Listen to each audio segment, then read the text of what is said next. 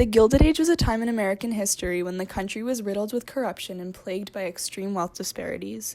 The era was largely characterized by economic and industrial growth, the urbanization of the country, immigration, and, perhaps the most fascinating, increased political participation.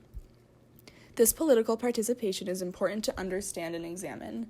During the period when the majority of the country's wealth was moving towards the richest 1%, what justices or injustices were politicians advocating for? In order to understand the wealth disparities in this country, it is necessary to examine the policies and legislation implemented in America. Perhaps the easiest way to begin examining the complexities of the politics of the Gilded Age would be with Ulysses S. Grant. Grant served as the 18th President of the United States, with his term extending from 1868 to 1877. As so many other presidents were, Grant was a Union commander during the Civil War.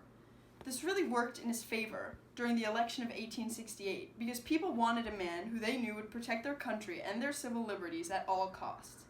He advocated for justice, security, accessible education for all.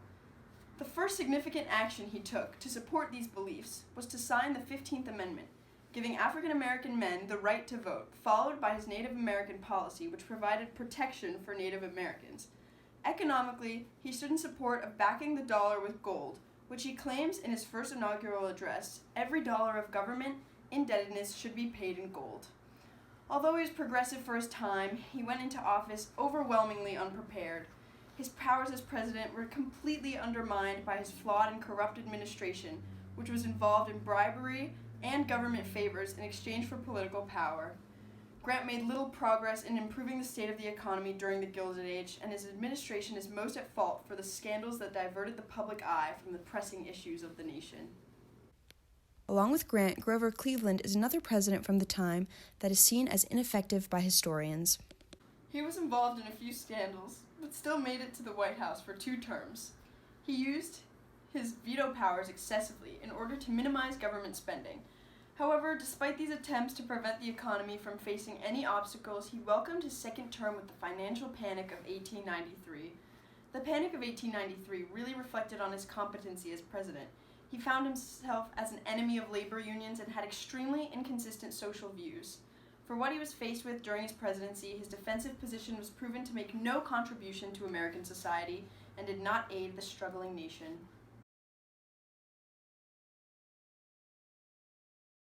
Congress was riddled with corruption and scandal during this era, which further weakened the government. The name Billion-Dollar Congress was coined when the 51st Congress of the United States, under President Benjamin Harrison, exceeded a budget of $1 billion for the first time in American history. At the time, government funds were raised primarily from tariffs rather than income tax, and the controversial high tariffs that were implemented raised a surplus of government money. Reminiscent of Henry Clay's American system, the money was elected to be spent on internal improvements. After the McKinley Tariff was passed in Congress, tariff rates reached the highest in history, thus allotting Congress an extremely large budget. Consequently, government spending reached lavish amounts, and Democrats criticized the tariffs and unnecessary spending. When Harrison ran for re-election after his first term, he was beaten by Cleveland, who was vocal about his disapproval regarding the billion-dollar Congress. In the midst of the intense divide America was facing over wealth inequality and injustice in the government, a new political party arose due to the rise of populism in the country. The Populist Party consisted of workers' unions such as the Knights of Labor, AFL, and IWW, and was composed of people with professions such as farmers or agrarians. Frustrated with the laissez-faire policy of the government and the unjust economy, the Populists advocated for inflation through silver because inflation ultimately benefits farmers.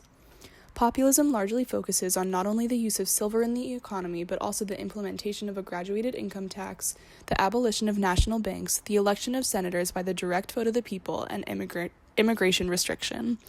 Although there are many complexities in the demands they ask of the country, the most important thing to remember is that farmers and the working class are treated terribly in the economic system. The federal government needed to play a stronger role in the American economy by regulating businesses and the railroads. Although populism was a very strong sentiment upheld during the Gilded Age, the Populist Party fell around 1896 with the election of William Jennings Bryan. Their ideas are no longer upheld in politics today. As 1893 approached, so did the worst economic deficit to hit America thus far. The Panic and Depression of 1893 to 1897 began after the downfall of two of the biggest corporations at the time. Philadelphia and Reading Railroad, as well as the National Cordage Company, were two of the biggest employers. So, once their businesses began to fail, many Americans were left unemployed and the stock market began to plummet. Another factor that added to the severity of the panic was overextension. After many banks and investors began to go bankrupt, they began to call in all of the tremendous loans taken out by those who fell prey to overspeculation. This left many nearly broke or in severe debt. Initially, in response to the panic, President Grover Cleveland looked to blame the Sherman-Silver Purchase Act, but then, after its repeal, he shifted the blame over to the natural economic boom and bust cycle. This caused many to question President Cleveland's hands-off tactics and demand that he take action regarding the inflated population of unemployment in the U.S. With the national treasury depleted, President Cleveland was left with no choice but to borrow money from J.P. Morgan. After receiving $65 million in gold bonds, J.P. Morgan had single-handedly stabilized the U.S. economy and essentially put an end to the growing of the Panic of 1893. But of course, there were many events that led up to the end of the Panic of 1893, and it was not simply fixed by a singular loan. One of these alternative events that led to the economic progress and the start of the labor movement was the March to Washington, led by Jacob S. Coxey and Coxey's Army. Hello, Mr. Coxey. Can you tell me why you are gathered here today in Washington with your army? Good afternoon. Today my men and I gather here in Washington with the demand that the government begin to take action to solve unemployment. Since the Panic of 1893 has ensued, able-bodied men have been out of work and unemployment rates have risen up to 25% in some parts of the country. But, despite the severity of this issue, the government has remained silent. Thus, we decided to march from Ohio to Washington, hoping to gain attention for our noble cause. Mr. Coxey, is it true that before taking physical action, you attempted to pass legislation that would circumvent the potential dangers you and your army may now be facing? Yes, this is correct. Initially, when I became more aware of the issue, I designed a federally funded investment plan to aid in the decrease of unemployment and poverty. Unfortunately, my attempt was quickly shut down by the House and the U.S. Senate. I see. And what exactly is your plan now? Well, it's time for change. And after our demands that the government help solve unemployment by hiring men as government workers to build public projects I hope to continue to inspire the labor rights movement in America. Mr. Coxey, you have the right to remain silent. Anything you say or do can and will be used against you in a court of law. This prominent political figure in U.S. history during the Gilded Age was known as Jacob S. Coxey, an up-and-coming businessman, politician, and aspiring labor rights activist. Coxey attended school in Pennsylvania, started his own business ventures such as Coxey Silica Sand Company, and lived an overall harmonious life. But, unlike many successful businessmen at the time, Coxey was disturbed by the neglectful path the government had taken regarding the poorer and working-class Americans. This led him to take action. Another important topic to discuss and understand within the politics of the Gilded Age is the relation between the previously addressed Depression of 1893 through 1897 and the election of 1896. The Depression was a core issue in discussion during this election, as the poor economy was a national concern at the time that affected everyone. The public opinion and even the Democratic Party were split between two, those who favor the gold standard and those who favored free silver. The majority of Republicans and Democratic supporters of Grover Cleveland were in favor of the gold standard. Southern and Western Democrats, as well as populists, many being farmers suffering financially, advocated for free silver. Farmers and debtors supported free silver because it promoted inflation, which specifically helped them because they would be receiving more money, but their debt would not increase with it, making it easier to pay off. These farmers and debtors formed a third party called the Populist Party. The Republicans nominated Ohio Governor William McKinley as their presidential candidate, whose campaign platform rested on the gold standard. The Democratic Party nominated William Jennings Bryan from Nebraska, who was an impressive speaker and advocated free silver. The Democratic and Populist Party then combined forces, with the Populist Party recognizing that they had similar beliefs and likely would not win on their own, as the Democratic Party was bigger and more reputable. Ultimately, McKinley beat Bryan, winning with a higher popular and electoral vote. Former President William McKinley was an important part of the Gilded Age. as his presidency marked the end of the era.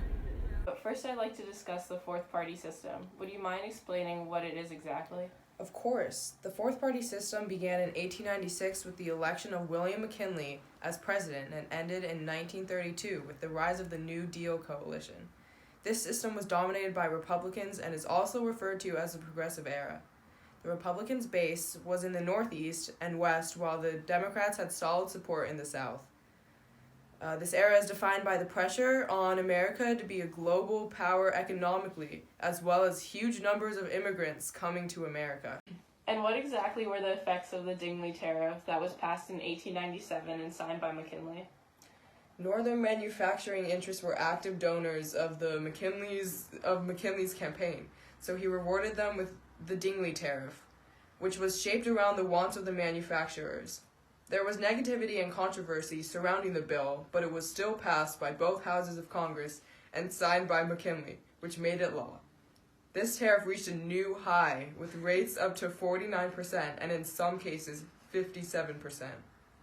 It was a protectionist measure, and as a result, the McKinley administration benefited. Farm states were of course not happy and attempted to revolt, but they did not have enough clout to do so. Democrats claimed that high rates created monopolies. The tariff did not really affect larger steel or iron, but instead the necessities of life. It was eventually overturned in 1909 by the passage of the Payne-Aldrich Tariff. Was the Gold Standard Act a good idea for the American economy? Well, I think historically it was not a great idea, but I do see the appeal. I mean, this act was no surprise. It directly reflected McKinley's campaign. McKinley signed the Gold Standard Act, which established gold as the backer of paper money. This act halted bimetallism and essentially ended the decade's debate on whether or not the currency should be backed by silver or gold. It did, however, greatly affect inflation and factor into reasons for the Great Depression. Thank you for watching and listening to our documentary about the wide range of topics that have to do with politics in the Gilded Age. We truly hope that you enjoyed it. Thank you.